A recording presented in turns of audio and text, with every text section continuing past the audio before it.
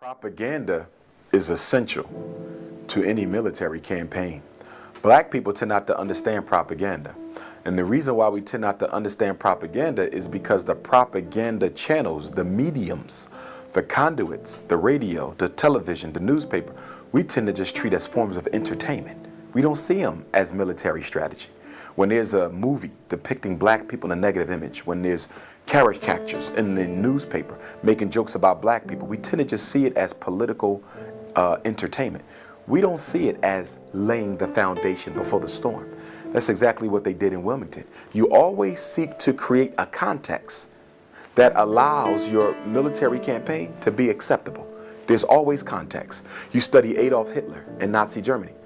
He had a propaganda campaign that lasted over a year before he began to physically oppress the Jews. He had to make sure that the national mindset had been conditioned to accept the extermination to come. In Wilmington, North Carolina, the same exact thing happened years before Nazi Germany. Through the magazines, through the radio, through word of mouth, through stage play, they created negative images of black people in the minds of white folk in case there were any liberals who would have been against what they were going to do. They were slowly able to reform their opinion by constantly repeating negative information about the target population. See, the one thing about the brain that we got to understand is the creature of repetition.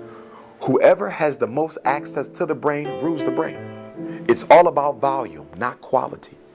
The more you tell people that a certain group of people are no good, the more you show images, the more you show sounds, song, poem, dance, projecting negative information about a people, sooner or later the subconscious begins to get conditioned automatically, because you can't turn off the subconscious to what it sees and what it hears. Sound and image, you cannot stop it except to stay away from it. So sound and image are critical to any propaganda campaign because they help lessen the defenses of anyone who may be against what you're trying to do. It's the same thing happening right now. There is a direct assault on the image of the black man and woman internationally. So when mass incarceration, homicide takes place, nobody cares what's happening to black folk because they've already been conditioned to believe that these people are better off dead anyway. So propaganda is the first stage of military warfare. Right now, we're being set up for another extermination campaign. It's going to be worse than what went on in Wilmington, Tulsa, Charleston, Rosewood. It's going to be worse.